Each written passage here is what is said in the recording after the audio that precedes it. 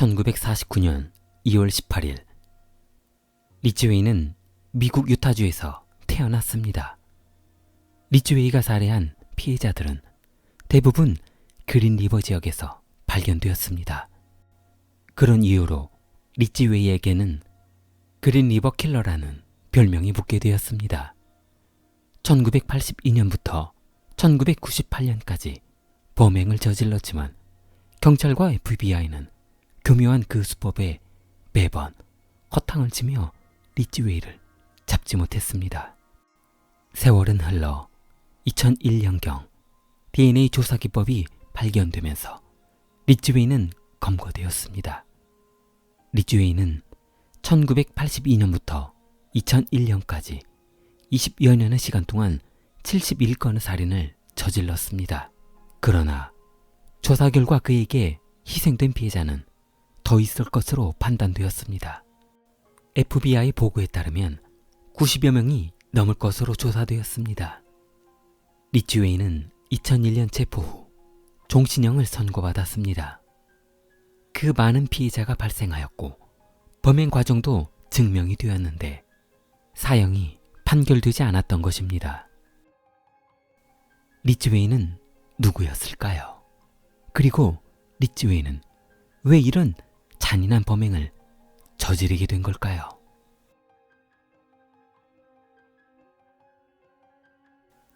리츠웨이는 가난한 가정에서 태어났습니다. 그는 부모님이 너무 가난해서 어렸을 적 음식 살 돈이 없었다고 합니다. 심지어는 리츠웨이의 어머니는 아들이 두통으로 시달릴 때 약 살 돈이 없어 검은재를 귀 아래에 문질러 주기도 했다고 합니다. 어머니는 아들들에게 엄청 엄했으며 두 아들은 어머니에게 많이 맞으며 자랐다고 합니다. 리츠웨이의 유년 시절 추억은 대부분 아버지에게 구타당한 기억으로 시작했습니다. 아버지는 트럭 운전수였습니다. 운전 중간 쉬는 곳에서 매칭 행위를 하는 여자들의 짜증을 아들 리츠웨이에게 이야기했습니다. 리츠웨이는 아버지에게 구타를 당한 날은 잠을 자다가 무서워 침대에 오줌을 싸는 경우도 종종 있었다고 합니다. 그 나이 13세에 침대에 오줌을 쌌으니 창피할 만도 했습니다. 그러나 그 어머니는 친척들이 모이는 장소에서 자랑삼아 이야기하며 옆에 앉아있는 리츠웨이를 알몸인 상태로 화장실로 끌고 가 씻겨주며 웃었던 잊을 수 없는 치욕을 주기도 했습니다. 그때부터 리츠웨이는 본인에게 치욕을 준 어머니 같은 여자를 죽일 것을 결심했다고 합니다. 그 어머니는 또 다른 돈벌이로 매일 매춘부 복장을 하고 화장품을 진하게 바른 뒤 진한 향수를 풍기며 집을 나가 아주 늦은 시간이 되어서야 돌아왔다고 합니다.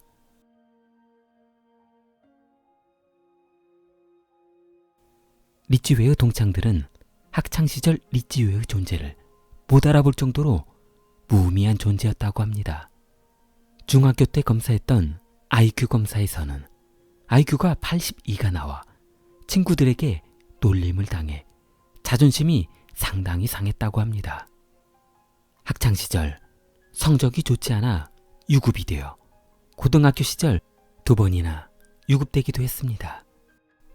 충동적인 성향 탓에 심심하면 불을 지르는 방화를 서슴지 않았고 길거리 고양이를 잡아 이유 없이 죽이는가 하면 성추행 행위도 많았다고 합니다.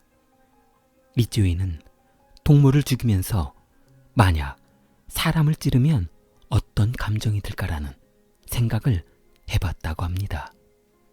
어느 날 리츠웨이는 소년을 유인해 칼로 찔러봤습니다. 그러나 다행히 신체의 중요 부위를 지나는 바람에 사망하지는 않았습니다. 보통 사람이라면 생각하지도 않았겠지만 리츠웨이는 보통 사람과는 다른 생각을 하게 되었습니다. 이렇게 해서도 사람이 죽지 않으면 어떻게 해야 사람이 죽을 수 있을까? 그리고 사람을 죽였을 때의 감정은 어떨까라는 생각을 하게 되었습니다. 고등학교를 졸업 후 리치는 학창시절 사랑했던 여자친구 클라우디아와 결혼을 했습니다. 그런데 결혼한 지 얼마 안 돼 마땅한 직장도 구하지 못해 미 해군에 자원 입대했습니다. 해군에 입대 후 해외 파병으로 몇 년간 집을 떠나 있자 부인 클라우디아는 혼자 지내는 신혼생활을 참을 수 없었습니다. 클라우디아는 남편 리쥬에를 버리고 바람을 피웠습니다. 결국 클라우디아는 이혼을 결심했고 리쥬에도 이혼에 동의했습니다. 그 뒤로 리쥬에는 3번 이혼하며 순탄치 못한 결혼 생활을 이어갔습니다.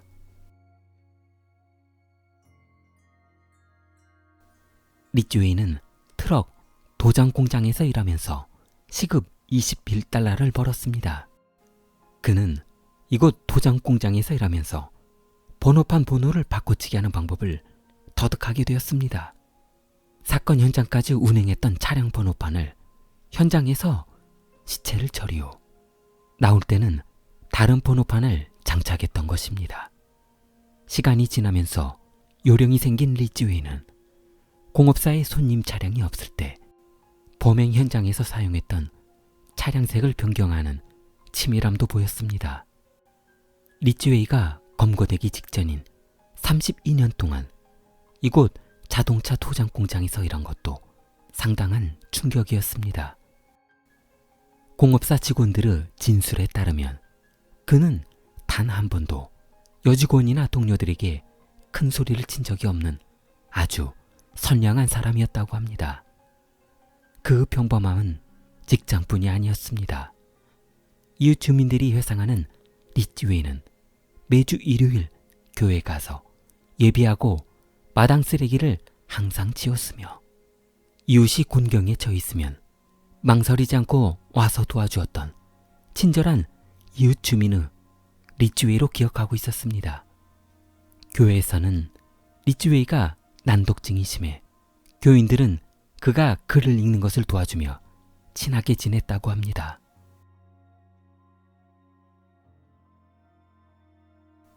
대부분의 희생자들은 1982년에서 1984년 사이에 사건이 발생했으며 그들은 풀더미에서 발견되었습니다.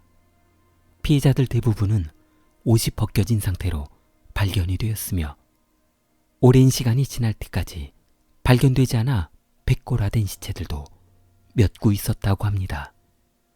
리쥬에는 경찰이 용의자를 찾지 못하도록 혼선을 주었는데 IQ 80인 남성치고는 상당히 지능적인 방법을 사용했습니다.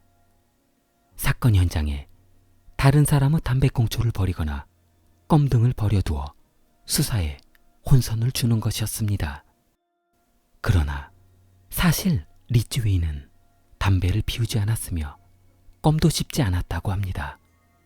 한 번은 아들과 함께 캠핑을 갔었는데 캠핑장에 텐트를 치고 몰래 나와 야산에 시신을 버리고 와 경찰관들의 시선을 분산시키는 노련함도 보여주었습니다. 아들과 캠핑 가기 위해 트렁크에 캠핑용품을 실었을 때 시신도 같이 싣고 출발했던 것입니다. 그 치밀함은 상상을 초월했습니다.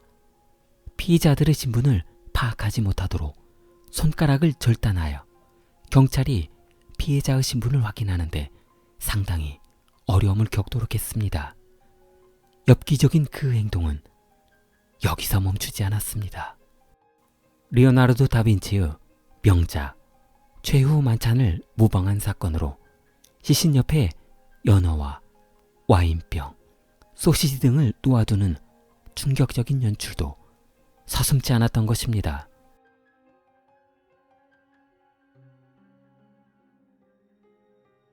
리쥬에는 범행 대상을 처음부터 끝까지 매춘부로 정했습니다. 매춘부가 몰려있는 집장촌에서는 여러 사람들이 볼 수 있기 때문에 히치하이킹 형태의 매춘을 하는 생계형 매춘업을 하는 여성을 범행 대상으로 삼았습니다.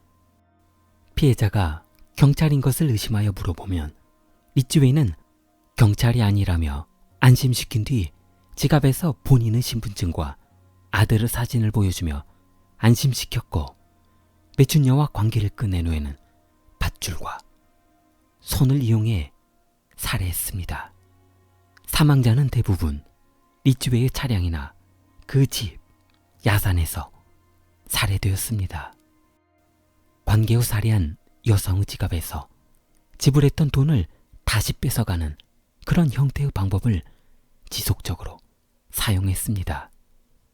피의자 대부분이 가출한 상태이거나 고위험 수준의 환경 상태였기 때문에 살해 후 경찰이 이들의 신분을 확인하는데도 상당히 어려움을 겪었습니다.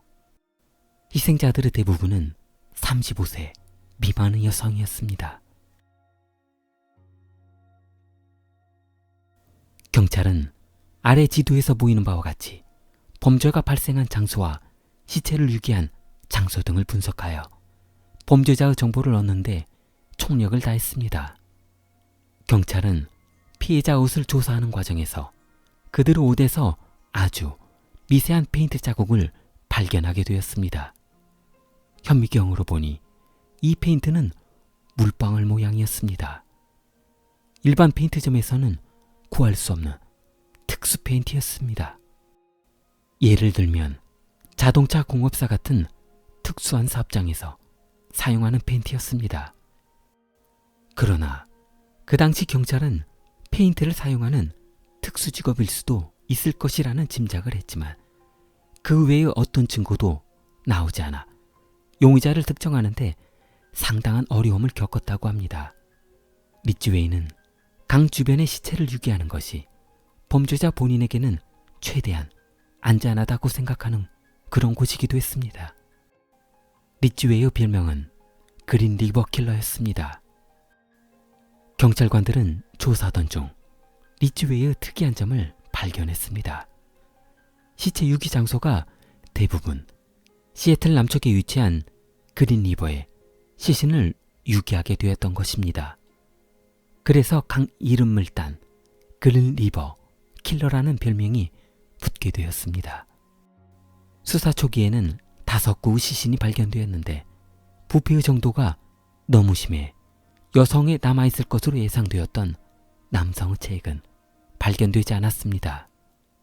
1982년 7월 2명의 학생이 자전거를 타고 그린 리버의 다리를 지나던 중 강가에 떠있는 시체를 발견하여 경찰에 신고한 것이 사건의 시작이 되었습니다. 신고를 받고 출동한 경찰은 그곳에서 5구의 시체를 보게 됩니다. 그 이후로 그린 리버에서 수많은 시신들이 발견이 되었고 이 사건을 시작으로 경찰관 56명이 수사에 참관하였으며 4만 7천 건의 사건 단서를 확보하였고 4천 명의 용의자를 신문했습니다.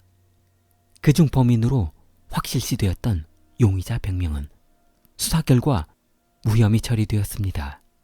경찰은 현장에 증거로 남아있던 담배꽁초와 껌 등을 증거로 확보하고 있어 범인이 담배를 피우고 음주를 할 것으로 확신했었습니다. 그러나 그 당시 용의자 중 리츠웨이도 있었으나 리츠웨이는 절실한 신자였고 매일같이 성경을 낭독하며 술과 담배는 하지 않은 것으로 조사되었습니다.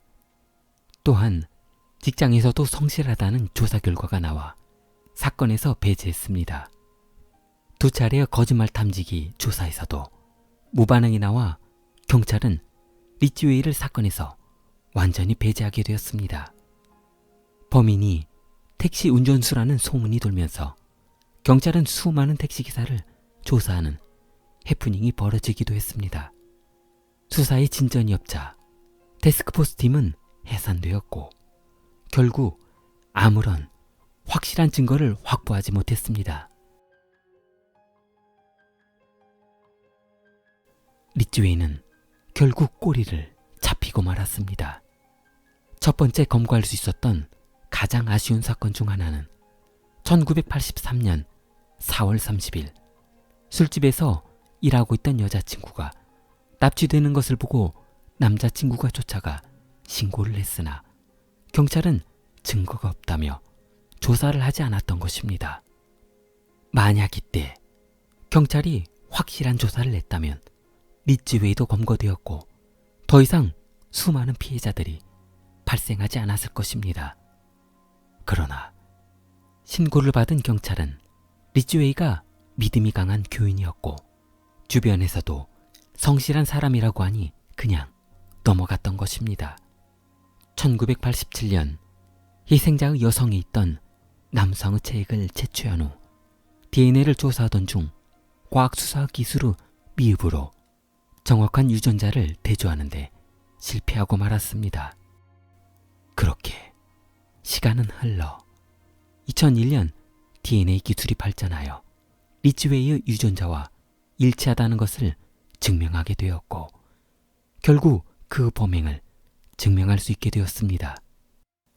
2001년 11월 30일 리츠웨이는 켄웨더 자동차 도장 공장에서 검거되었습니다. 20년 전 4명의 여성에서 발견된 시체에서 나온 남성 체액과 DNA가 일치했습니다. 경찰서 조사 과정에서 리츠웨이는 충격적인 말을 남깁니다. 경찰은 왜 범행 대상을 매춘부로 삼았냐고 물었습니다. 그러자 리츠웨이는 매춘부라는 존재는 잊혀지기 쉽고 젊을수록 죽기 전에 저항이 강해서라고 했습니다.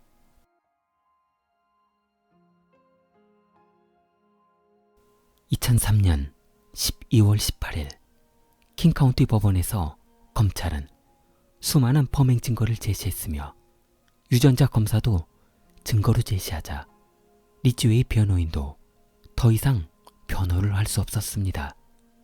결국 리츠웨이는 범행을 인정했습니다. 그러나 찾지 못한 시신을 찾기 위해 검찰은 리츠웨이에게 물었으나 협조하지 않았고 시신이 있는 장소를 알려주는 대가로 종신형의 판결을 요청했다는 말이 있습니다. 시체에 대한 범행 행위 모두 인정했습니다. 법원은 리츠웨이에게 48명을 살해한 사건과 증거인멸죄를 적용하여 징역 480년의 형을 선고했습니다.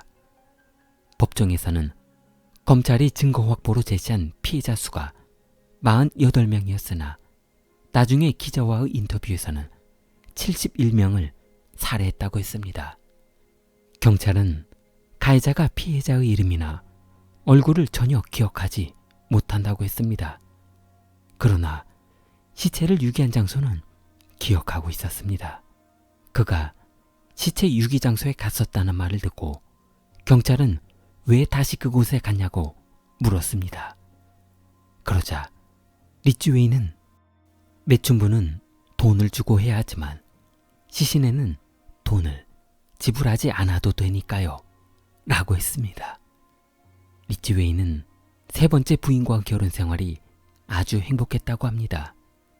부인에게 신경 쓰느라 세 번째 부인과 결혼 후 살해를 3번밖에 못했다며 부인이 수많은 사람을 살린 것이라고 했습니다. 그러나 나중에 밝혀진 바에 의하면 리츠웨이의 마지막 피해자로 현재 살고 있는 세 번째 부인을 범행 대상으로 삼았다고 합니다. 리츠웨이는 워싱턴 주립교도소 독방에 수감되어 있다가 최근 2015년 5월 14일 콜로라도주 캐넌시티 교도소에 수감 중이라고 합니다. 좋아요, 구독 부탁합니다. 킬리였습니다.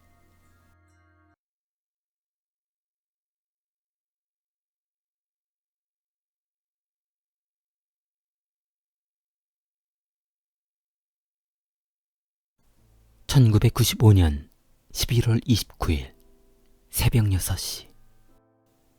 추운 겨울, 사람들은 워낙 추운 날씨에 이동하기를 꺼려했고 대부분의 사람들은 깊은 잠에 빠져 있을 시간이었습니다.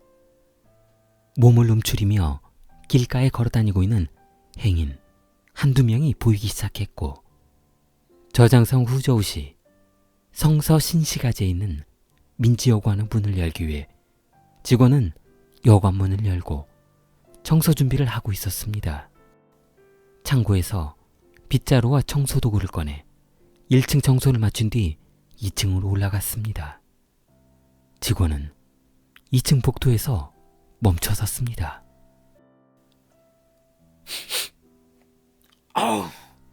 이거 무슨 비린내지? 처음 맡아보는 냄새인데. 직원은 한 손에 빗자루를 들고 있었지만 난생 처음 맡아본 비릿한 냄새 때문에 본인 손에 뭐가 쥐어져 있는지도 모르고 복도를 걷고 있었습니다. 어디로 가는지도 모르고 그냥 냄새가 나는 곳으로 본인도 모르게 끌려가고 있었습니다.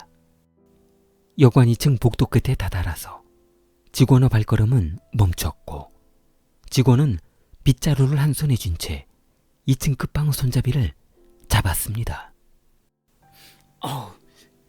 여기서 냄새가 나는 것 같은데? 손잡이를 잡았던 직원은 잠시 멈췄습니다.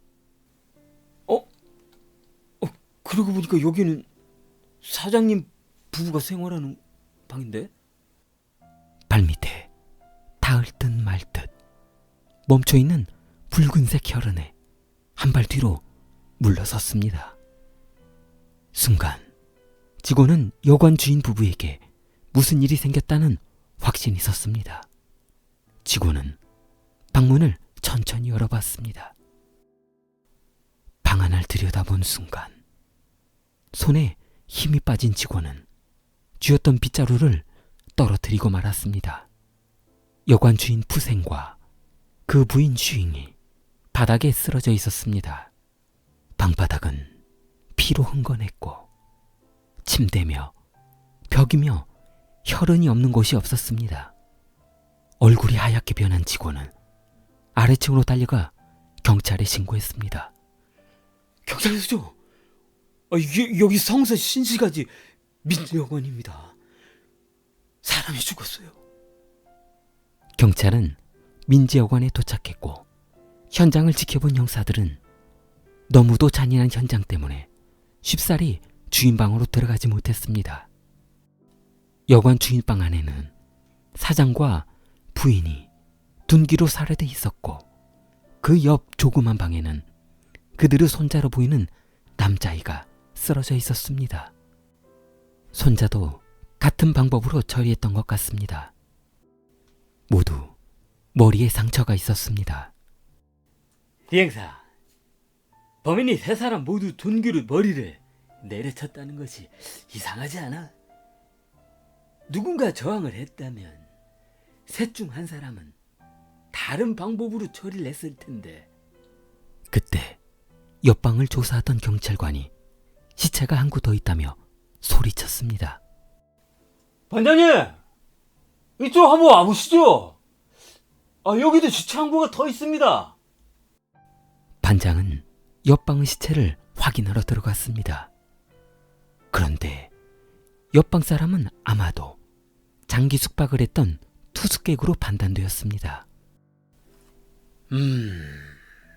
저 빨랫줄에 빨래를 널어놓은 것도 그렇고 책이며 신발장의 신발들, 여기에서 장기간 투숙한 사람과도 연관이 있는 건가? 방 안을 둘러보고 있던 리 형사는 범인이 휘젓고 간 것 같은 흔적에 집중했습니다. 흡사 도둑놈이 도둑질을 하러 현장에 들어왔을 때 집안을 뒤집어 놓은 듯한 현장이었기 때문입니다. 찬장의 물건들은 모두 흩어져 있었고 옷장의 옷들은 모조리 바닥에 나뒹굴고 있었습니다. 옷장에서 무언가를 찾으려 한 흔적들이었습니다. 그러나 깨지기 쉬운 컵, 유리병들은 모두 그대로였습니다. 피해자의 반항 흔적이 없었습니다. 그렇다면 범인이 피해자를 잘 알고 있는 상태에서 기다렸다, 둔기로 내려쳤던지 반항할 수 없는 환경을 만들어 놓은 뒤 둔기로 범행했을 것이라 판단했습니다.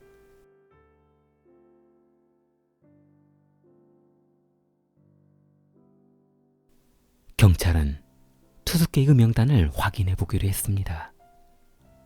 투숙객의 정보를 확인하기 위해 숙박부를 찾았습니다. 경찰은 1층 안내실로 가서 숙박부를 찾아봤지만 숙박부가 없었습니다. 이상하게 생각한 경찰은 직원에게 물었습니다. 여기 모텔 숙박부는 어디 있습니까? 반장이 묻자 직원은 저희는 숙박부를 따로 적지 않습니다. 그냥 그날 돈을 받고 호수를 지정해 주죠. 그렇다면 범인의 인적사항은 어느 곳에서도 찾을 수 없었습니다. 어느 누가 범인을 봤다는 증인도 없고 명부를 작성한 기록도 없고 모든 것이 너무 이상했습니다. 반장은 비협조적인 직원의 태도도 의심스러웠습니다. 반장이 의심스러운 직원에게 무언가를 물어보려고 할 때 반장님! 이거 범인 것으로 생각되는 족적과 흔적이 나왔습니다. 반장은 재빨리 2층 현장으로 올라갔습니다. 현장에는 범인 것으로 보이는 족적이 나왔습니다.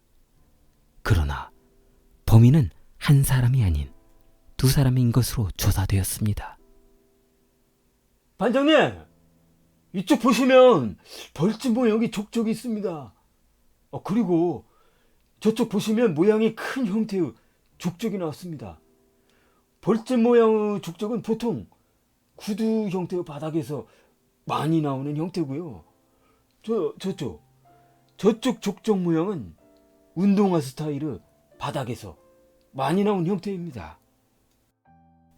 현장을 조사하던 경찰은 아마도 활동적인 한 사람과 신사복장을 한 두 사람의 용의자가 아닐까 하는 판단을 했습니다.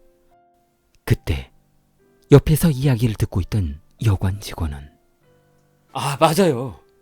그리고 보니까 어제 아주 이상한 손님 두 분이 오셨어요. 제가 분명 기억하고 있는데요. 28일 저녁에 제가 문을 닫으려고 했거든요. 마감하고 있었는데 늦어서 위에다면서 들어오더라고요. 사실 문 닫고 퇴근할 때 그럴 때 들으면 짜증 좀 나죠.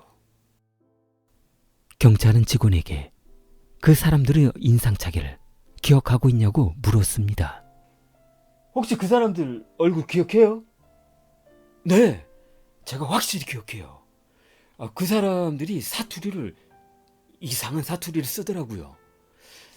남부지역, 예, 안후이성 쪽, 그쪽 사투리 같기도 하고요. 경찰은 어쩌녁 그들이 묵었다는 방으로 들어가 봤습니다.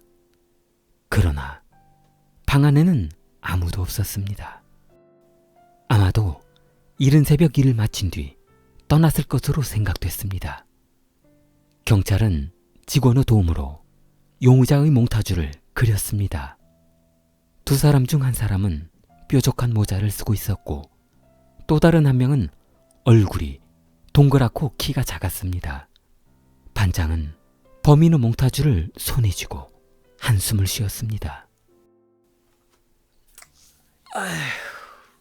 증거라고는 이 몽타주 한 장하고 족적 2개 그리고 담배꽁초가 전부라니.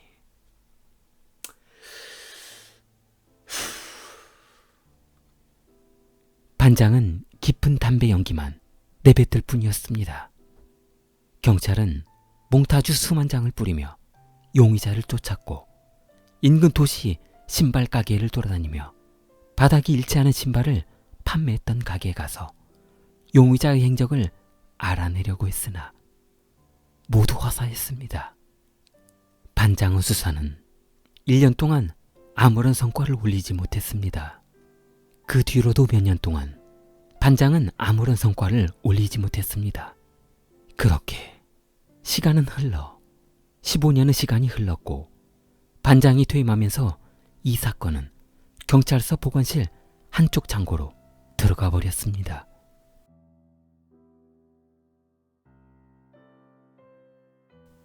(2017년) 항저우 경찰서. 외국에서 최첨단 수사 장비가 도입되면서 그동안 미제 사건들이 속속 해결되고 있었습니다. 쪽지문만으로도 범인을 잡을 수 있는 기술과 유전자 대조를 통해 범인을 검거하는 방법도 도입되었습니다. 미제 사건을 검토하던 신입경찰관은 1995년 민지여관 사건을 유심히 관찰했습니다. 증거 항목을 보았더니 증거가 될 만한 것은 하나도 없었습니다. 서랍을 닫으려는 순간 비닐봉투에 담겨있던 담배꽁초 한 개비를 집어들었습니다. 유난히 오래된 담배꽁초는 20년 동안 사글대로 싸가 있었습니다. 경찰관은 담배꽁초를 유전자 검사해보기로 했습니다. 그러나 항저우와 수저우 인근 도시 수십만 명의 유전자를 대조해봤으나 유전자와 일치하는 남성은 나오지 않았습니다. 2년 뒤 경찰은 중국 전체 남성의 DNA와 대조해보기로 했습니다. 유전자 검사 결과 범인은 안후이, 난닝현의 유영호 씨였습니다. 그러나 유전자 검사기의 오류인지 다른 사람의 흔적이었는지 안후이성의 유영호 씨는 너무도 유명한 베스트셀러 작가님이었습니다. 유영호 작가는 수많은 베스트셀러 소설 작가였고 중국 정부로부터 받은 훈장도 있는 분이었습니다. 유영호 작가는 중국 작가협회 회장으로 역임했었고 그 저서로는 베스트셀러 워커우성과 단편소설 청춘감, 댄스 오브 더 소울, 청명 등 수많은 작품들이 있었습니다. TV에서 추리극 시리즈로 방송된 추리소설 시리즈가 있었습니다. 특히 그 추리소설은 현장에서 벌어지는 현장에 있는 것 같은 현장감이 뛰어나 많은 독자로부터 사랑을 받았고 유난히 현장 묘사를 잘했던 그 작품을 많은 사람들은 사랑해 주었습니다. 그러나 이상한 것은 그 당시 반장이 기록해 두었던 사건의 기록지에는 용의자가 안후이성 사투리를 쓰고 있던 것으로 기록되어 있었습니다. 담당 형사는 증거물 확인과 용의자 확인을 위해 서장에게 보고했습니다. 경찰서에서는 유영호 작가를 강력한 용의자로 보고 유영호가 거주하고 있는 곳으로 출동했습니다. 이른 아침 경찰은 유영호 집 초인종을 눌렀습니다. 이 사실을 전혀 알 리 없는 부인은 문을 열어주었고 경찰은 현관문을 열고 들어가 유영호 손목에 수갑을 채웠습니다. 유영호는 인근 대학 교수로 재학 중이어서 출근을 준비하고 있었고 유영호 본인도 갑자기 들이닥친 경찰에 너무 놀랐습니다. 2017년 8월 11일 인근 주민들은 교수님 댁에 무슨 일이 생긴가 하여 집주인은 구경꾼들로 가득했습니다. 경찰이 유영호의 손목에 수갑을 채우는 동안 유영호는 반항 한번 하지 않았습니다. 그러나 영문을 모르고 있던 부인과 딸은 경찰관 앞을 막으며 뭔가 잘못된 것이라는 말만 되풀이했습니다.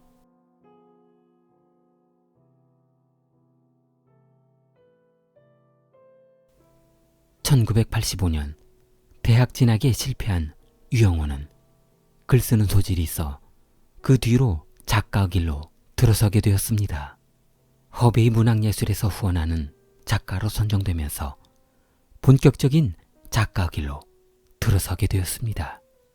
그러나 글 쓰는 것은 즐거웠고 명예스러웠지만 돈벌이는 되지 않았습니다. 유영호는 결혼 후 딸아이를 출산하게 되었는데 분만 과정에서 산모에게 이상이 생겨 급하게 수술을 하게 되는 바람에 수술비가 필요하게 되었습니다. 그러나 글만 쓸 줄 알았지 수중에 가진 돈이라고 해봐야 당장 며칠 끼니나 해결할 정도였고 고심한 끝에 머릿속에 소설을 쓰는 것처럼 돈 구해올 상상을 해보았습니다. 영호는 친구 왕밍을 찾아가 돈 구할 방법을 의논했습니다. 그러자 왕밍은 인근 대도시 후저우시에 가면 공장이 많아 역 근처에 돈 많은 사람들이 많이 드나든다고 했습니다. 두 사람은 상의 끝에 그날 저녁 떠나기로 했습니다. 그리고 범행 대상으로 살만한 어수룩한 여관을 둘러보았습니다. 그것이 바로 민지 여관이었습니다. 영호와 왕밍은 일부러 인적이 드문 시간에 여관에 들어갔습니다. 그래야 사람 눈에 덜 띄기 때문입니다. 영호는 카운터에서 정해준 방으로 들어갔습니다. 직원이 안내해준 2층으로 올라갔을 때 때마침 맞은편 방에 정장을 입고 서류 가방을 들고 들어가는 한 남자를 보게 되었습니다. 왕밍은 맞은편 방 신사와 통성명을 했습니다. 그는 우시펑이라는 바이어였습니다. 건너편 방 정장 입으신 분은 뭐 하시는 분이래? 왕밍은 잘 알고 있다는 듯 말했습니다. 이건 저 공장의 사장을 만나러 왔다는 것 같아. 하긴 뭐 우리 같은 옷차림이 아닌 것만 봐도 돈 좀 있는 기업체 사장인가 봐. 유영호는 열린 문 너머 신사가 머물고 있는 방을 위아래로 훑어봤습니다. 1985년 11월 28일 저녁, 영호와 왕밍은 앞방에 머물고 있는 우시펑 방문을 노크했습니다.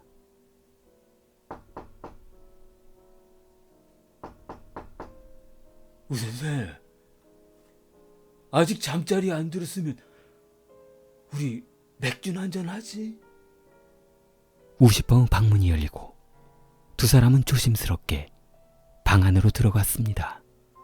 잠시 후 유영호는 가방에 준비해간 망치를 꺼냈습니다. 왕밍은 우시펑의 두 팔을 뒤에서 잡았고 유영호는 망치를 휘둘렀습니다. 왕밍은 우시펑을 방바닥에 쓰러뜨린 뒤 서류 가방을 뒤졌습니다. 뭐야? 아이 서류하고 신문지밖에 없잖아. 옷장 한장 보자. 두 사람은 옷장이며 여행용 가방, 서류 가방을 뒤져봤지만 돈은 90위안, 한화 1,300원이 전부였습니다. 이 사람 사장도 아니고 영업사원도 아니고 백수 같은데? 그 돈도 어려고 이 사람까지 죽였으니 이거 어떡하지? 그때 옆방에서 자고 있던 여관 주인은 시끄러운 소리에 잠에서 깨었습니다. 여관 주인은 방문을 열고 시끄러운 옆방으로 갔습니다. 그러나 중열된 유형호와 눈이 마주치고 말았습니다. 여관 주인은 아수라장이 된 손님방을 보고 주랭랑을 쳤지만 유형호와 왕링이 쫓아오는 바람에 방문을 닫지 못했습니다. 영호는 주인방에 들어서 뭐 어차피 한 명 죽이나 두 명 죽이나 달라진 건 없겠지. 영호와 왕밍은 망치를 휘둘렀습니다. 그때 옆방에 있던 손자가 눈을 비비며 일어났고 영호는 지체하지 않고 망치를 들고 손자에게 달려갔습니다. 영호와 왕밍은 주인방의 찬장이며 옷 서랍장 등 구석구석을 찾아봤지만 90위안 12,000원이 전부였습니다. 생각했던과는 전혀 달랐습니다. 금액이 너무 적었습니다. 영호는 너무 답답했습니다. 딸아이 한 명 살려고자 4명이나 죽였으니 지금 후회해봤자 아무 소용없었습니다. 두 사람은 현장을 빠져나와 여관 입구에서 담배 한 대를 피웠습니다. 우리 이제 어떡하지? 영호는 담배를 다 피운 뒤 구두발로 담배꽁초를 시멘트 바닥 위에 비볐습니다.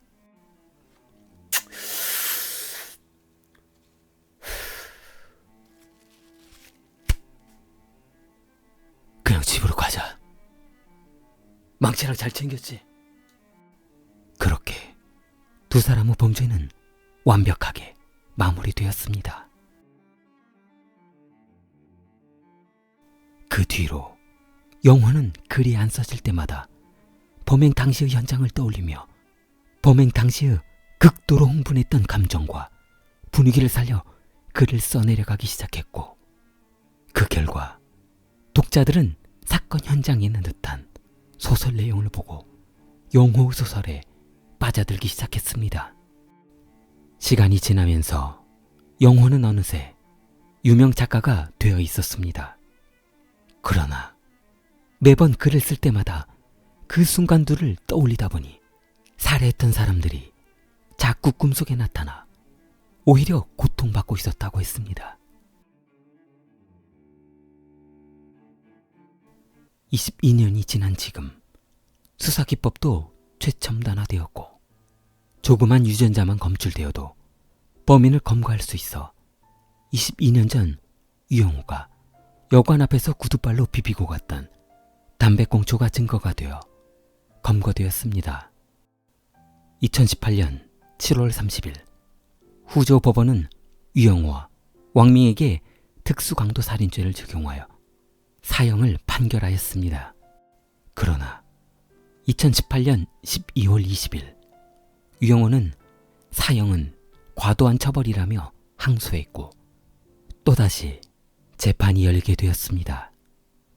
변호인은 유영호가 직접 살인 행위에 가담했다는 증거가 어디 있냐며 반박했습니다.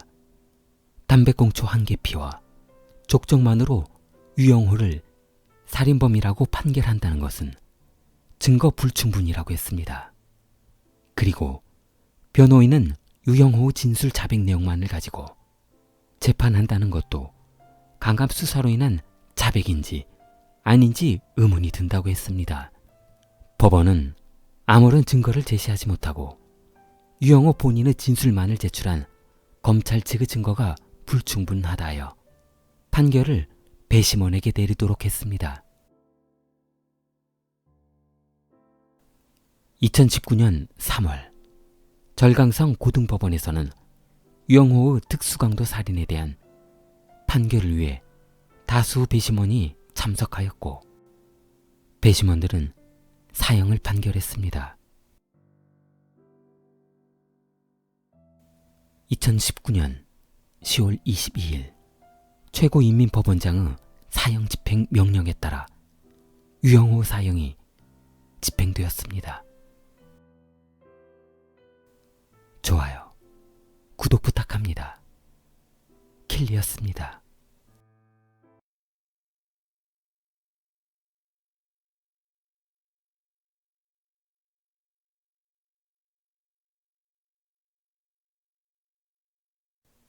(2014년 8월 15일) 저녁 대학생인 우일범은 어머니와 함께 자야겠다며 안방으로 들어갔습니다.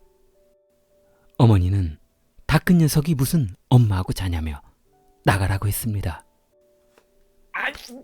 나가 이놈아. 다 큰 녀석이 무슨 엄마하고 잔다고 이난이야? 응? 아이. 어머니는 아들의 등을 안방문 쪽으로 밀었습니다. 아들은 어머니와 못다 나는 대화를 하면서 잠들고 싶다고 했습니다. 아유, 나는 몰라. 오늘 여기서 잘 거야. 아들은 어머니가 누워야 할 침대 자리에 벌러덩 누워버렸습니다. 체념한 듯 어머니는 누워있는 아들에게 이불을 덮어주며 잠을 청했습니다. 아버지 없이 혼자 자란 아들에게 항상 미안했고 항상 고마웠습니다. 아들 일범은 중학교에 입학하자마자 부모님이 이혼하시는 바람에 어린 나이에 아버지 없이 어머니 그리고 외할머니와 같이 살고 있었습니다. 두 사람은 한참 동안 어린 시절을 회상하며 이야기를 하다 잠이 들었습니다.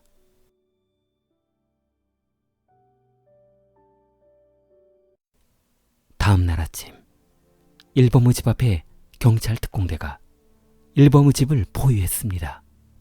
경찰은 확성기로 순순히 나오라며 방송했습니다. 주민 사람들은 무슨 일인가 하며 몰려들기 시작했고 경찰은 집 안으로 들어가 일범의 손에 수갑을 채워 나왔습니다. 2014년 8월 13일 사건 발생 이틀 전 올해 북경 모 실업전문대학 신입생인 유종영은 착한 성품으로 주민들로부터 예의 바르고 성실한 학생으로 정평이 나 있었습니다. 종영은 오전 수업이 끝나고 친구 일범과 PC방에 갔습니다. 일범은 종영보다 나이가 2살 많았지만 일범의 가정환경 때문에 제때 학교에 다니지 못했습니다. 두 사람은 PC방에서 한참을 논 뒤 일범아, 시간이 벌써 이렇게 됐다.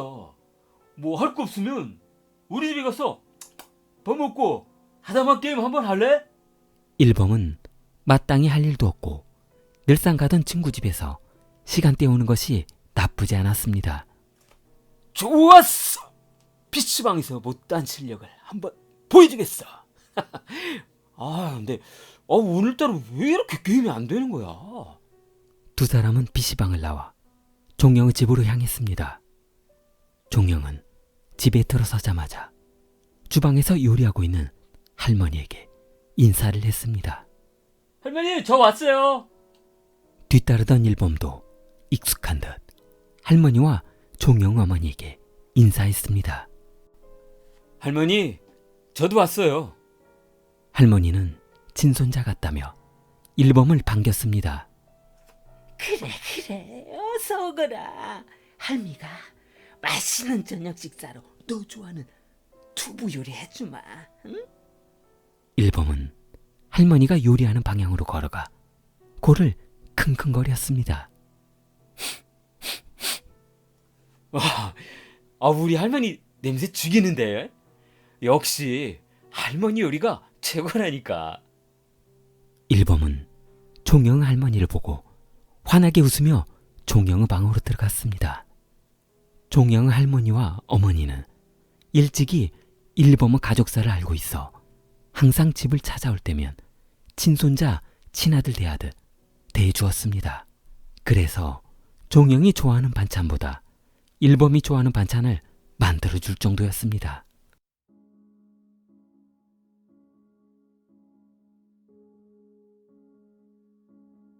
두 사람은 인터넷 게임을 하기 위해 컴퓨터를 켰습니다. 종영과 일범은 한참 게임을 하던 중 게임에서 일범이 잘 못하자 한 소리 했습니다. 야, 잘 좀 해봐. 실력 불려준다면서 개뿔도 없구만. 이럴 거면 하지 마. 하지 마. 일범은 한두 번 말했으면 알아들었다며 잔소리를 그만하라고 했습니다. 알았어. 잔소리 좀 그만해. 슬슬 짜증나려고 한다. 종영은 화를 내는 일범이 우스웠습니다. 뭐야? 화내면 어쩔 건데? 집에 가봐야 호라몬 있고 가면 뭐 집에서 밥이나 먹을 수 있냐? 일범은 그만하라며 종영에게 말했습니다. 그만해. 그리고 우리 엄마는 건드리지 마라. 종영은 멈추지 않고 몰아붙였습니다. 야, 가보라고. 부모님도 이혼해서 엄마 혼자잖아. 부모도 이혼한 주제. 우리 집에서 밥 먹여주고 뭐 게임도 하고 이렇게 해줬더니. 일범의 눈빛이 변하기 시작했습니다. 손바닥은 촉촉한 땀으로 적셔져 있었고 동공은 확장되었습니다. 척추뼈를 타고 올라오는 냉기가 목뼈를 지나 정수리에서 멈추자 일범은 두 손바닥을 책상 위에 올려놓았습니다. 그리고 천천히 일어났습니다. 한참을 구부정한 자세로 멈춰 서 있자 뭐 하는 건데? 종영은 한쪽 눈으로 힐끗 쳐다보며 무관심한 듯 모니터에서 눈을 떼지 않았습니다. 한참 동안 허리를 굽히고 있던 일범은 책상 밑으로 들어갔습니다. 일범은 인터넷 랜선을 뽑아버렸습니다. 일범은 책상 아래서 몸을 일으키며 두 손의 랜선을 잡았습니다. 뭐 하는 거야? 컴퓨터 꺼졌잖아. 그때 일범은 재빨리 종영의 의자 뒤로 갔습니다. 일범은 힘껏 랜선을 잡아당겼습니다. 이를 마친 뒤 일범은 랜선을 가방에 집어넣었습니다. 본인의 소지품도 쑤셔 넣었습니다. 그런데 조용히 나가려던 일범의 머릿속에 조금 전 종영이 했던 말이 메아리 쳤습니다. 애비 없는 자식, 훌어머니, 이혼한 집안, 불쌍한 어머니. 일범은 어깨에 맸던 가방을 내려놓았습니다. 일범은 천천히 종영의 방문을 열었습니다.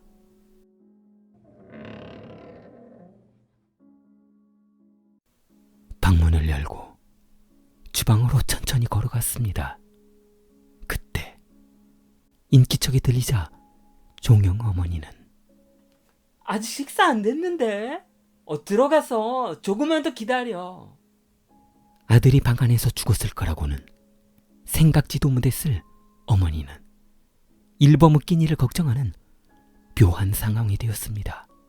그때 옆에 있던 할머니도 너 좋아하는 두부가 졸여주려면 조금 더 있어야 하니까 두부가 있구라. 시간 되면 부르마. 일범은 두 사람이 하는 소리가 귀에 들어오지 않았습니다. 저벅 주방의 식칼이 있는 쪽으로 다가갔습니다. 일범은 식칼을 집어들었습니다.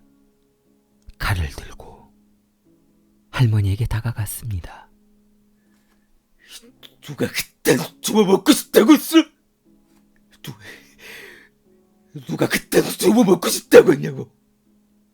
요리하던 할머니는 그 자리에서 쓰러졌고 그 광경을 지켜보던 어머니는 너무 놀라 주방 모서리에 주저앉았습니다. 일범아 왜 이러는 거냐? 네가 우리한테 이러면 안 되지. 등을 굽히고 어머니 머리 위에서 어머니를 바라보던 일범은 네도 잘 알잖아. 내가 왜 이러는지. 네 자식이 나보고 이혼한 집구석이라고. 어린놈이 재서 불쌍하게 자란 놈이라잖아. 쓰러져 있던 할머니는 기어서 일범의 팔을 물어뜯었습니다. 일범은 고통스러워했고 말이 끝나기가 무섭게 칼을 휘둘렀습니다. 일범은 모든 일을 마친 뒤 종영의 방에 들어가 가방을 메고 집을 나왔습니다.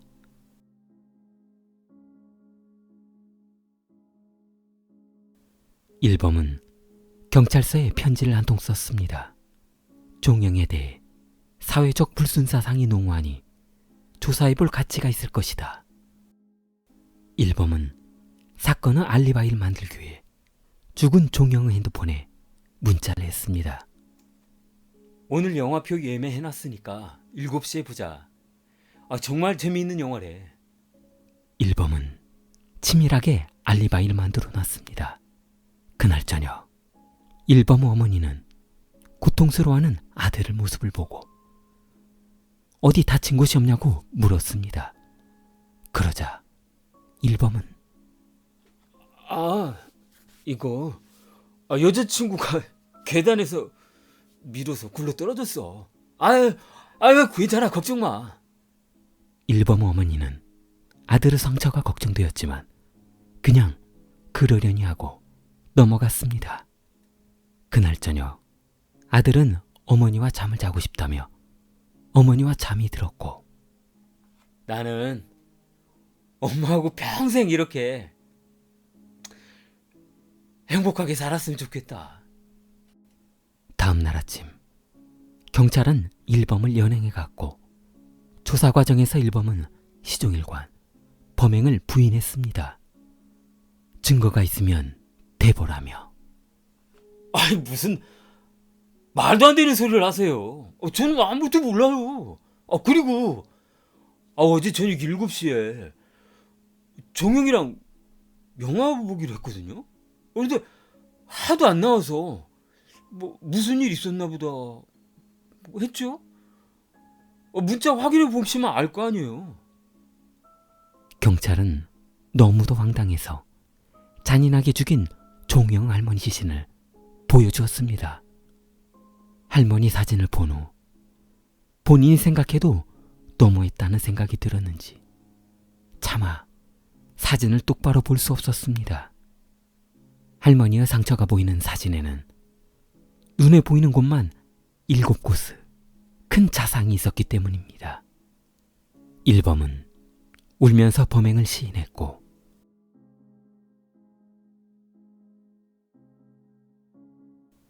(2014년 8월 20일) 범행 현장 검증을 위해 종영의 집에 들어서자 일범은 집 안으로 들어가지 못하고 머뭇거렸습니다. 일범은 수갑을 찬 채로 할머니 방향을 향해 3번 절했습니다.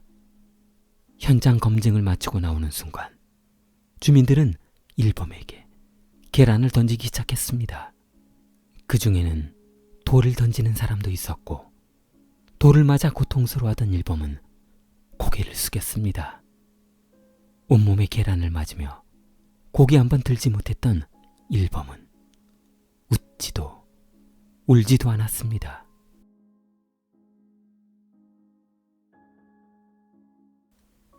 부검 결과 할머니에는 총 36차례의 자상이 발견되었습니다. 재판 과정에서 일범이 범행했던 현장 사진이 증거로 제출되자 법정은 너무 큰 충격에 한동안 술렁였습니다. 일범의 집안에서 발견된 범행 도구도 증거로 제출되었습니다. 법원은 일범에게 사형을 선고했습니다. 좋아요, 구독 부탁합니다. 킬리였습니다.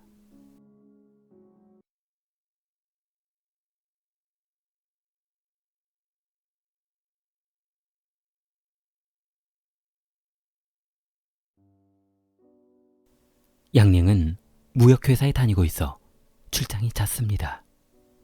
먹고 사는 것도 힘들었지만 이사하는 것도 큰 문제였습니다. 출장이 잦은 터라 공항에서 거리가 얼마 안 되는 곳으로 집을 구하다 보니 요즘 부쩍 오른 상해의 집값으로 이사를 엄두도 못 낼 정도였습니다. 그러나 양냉은 부인과 맞벌이 부부로 돈을 벌고 있어 부인과 상의 후 집을 이사하는 것도 나쁘지 않을 것이라 생각했습니다. 두 사람은 큰맘 먹고 보증금을 대출받아 공항에서 멀리 떨어지지 않은 상해 시내에 임대 아파트를 장만했습니다. 공항 인근이라서 그럭저럭 외국인도 많이 살고 있었고 교통도 썩 나쁘지는 않았습니다.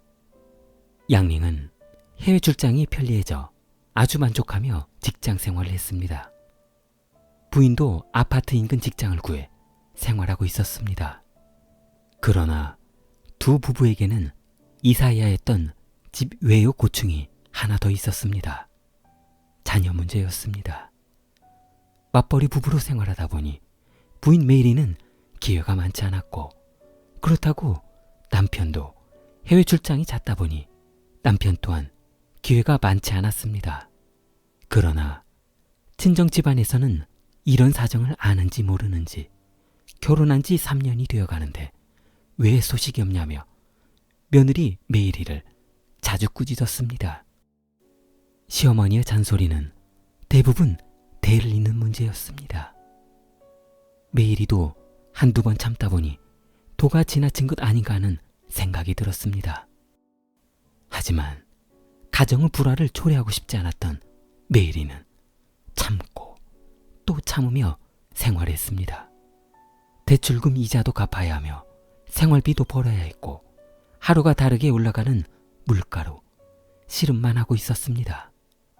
더 좋은 직장을 구하기 위해 메이리는 틈나는 대로 영어학원에 다녔습니다.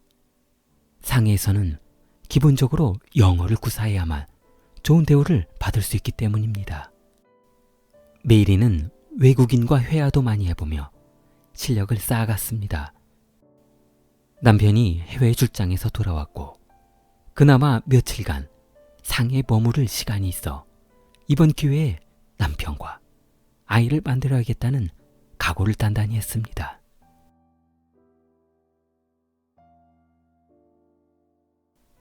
해외 출장이던 남편은 부인의 반가운 소식에 기쁨을 감추지 못했습니다. 양링은 날아갈 것 같았습니다.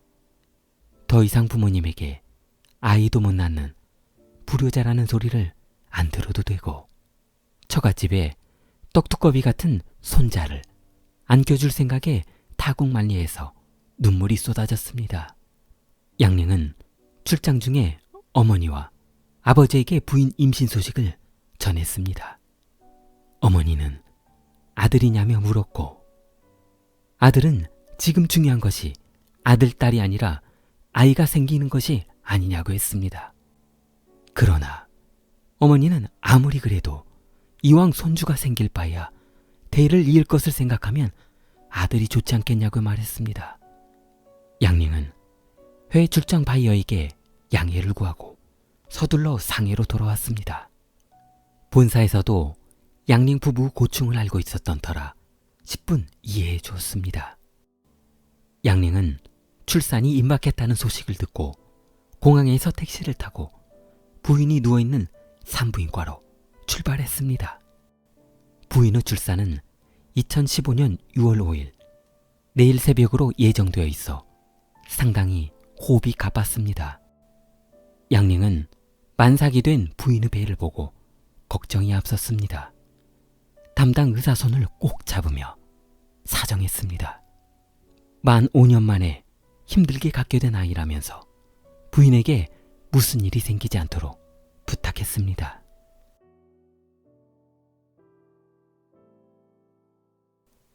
날을 새고 분만실로 들어간 부인 메이리는 출산이 순조롭지 못했습니다. 의사는 다급한 마음에 남편 양링을 찾았습니다. 시어머니는 아들인지 딸인지 궁금하다면서 출산 전부터 아들을 다그쳤습니다. 의사는 이대로는 출산이 어렵다며 제왕절개를 하지 않을 경우 산모와 아이 모두 잃을 것이라고 했습니다. 양링은 선택의 여지가 없었습니다. 아이만 살릴 수도 부인만 살릴 수도 없는 상황이었습니다. 양링은 제왕절개를 동의했습니다.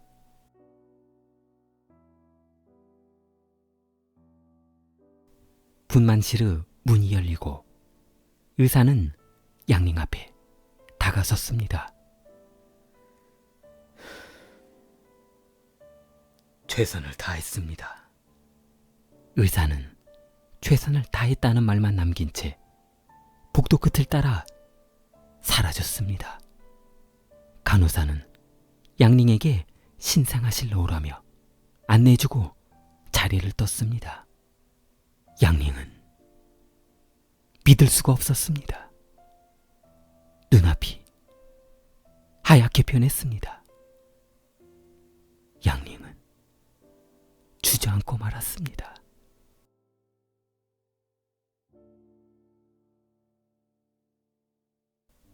흑인이었습니다. 간호사가 들고 있는 신생아는 흑인이었습니다. 순간 양링의 목구멍은 바짝 타들어갔습니다. 간호사에게 뭔가 잘못됐다며 두꺼운 유리창에 두드리며 소리쳐봤습니다. 간호사는 고개만 숙이고 있었습니다. 아이의 발목에 차고 있는 친부 이름을 확인했으나 양링, 본인의 이름이었습니다.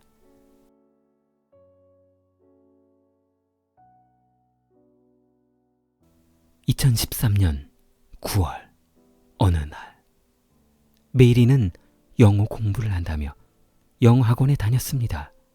그곳에는 외국인들도 많았고 자연스럽게 영어 실력도 좋아지다 보니 즐거움과 웃음이 늘 함께했습니다. 남편의 잦은 해외 출장으로 집에 들어가 봐야 아무도 없었고 그러다 보니 본인에게 친절한 외국인들에게 호감을 가지게 되었습니다. 그중 본인에게 특히 잘해주었던 흑인 톰과 가깝게 지내게 되었고 외국인 특유 스킨십에 매료되어 외로웠던 그녀는 빠져나올 수 없었던 것입니다. 특히 흑인 남성과의 관계에 호기심이 많았던 메이리는 톰의 매력에 빠져 이성을 잃고 말았습니다. 메이리는 톰과 매일같이 본인 집에서 지내다 남편이 장기간 머물게 되자 남편과 자연스럽게 관계를 가지게 되면서 누구 아이를 임신하게 된 것인지 몰랐던 것입니다. 좋은 것만 눈에 들어온다는 속담처럼 남편 양링 아이일 것으로만 판단하고 출산을 결심했던 것입니다.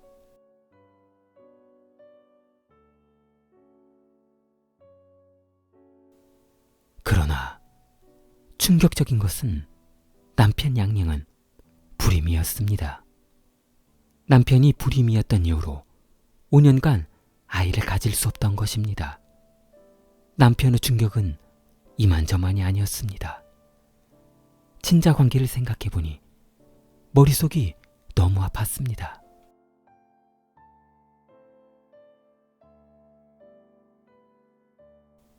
부인 메이리가 출산 과정에서 아이가 감고 있던 산모 혈관이 터지면서 수술을 했으나 과다출혈로 사망하고 말았습니다.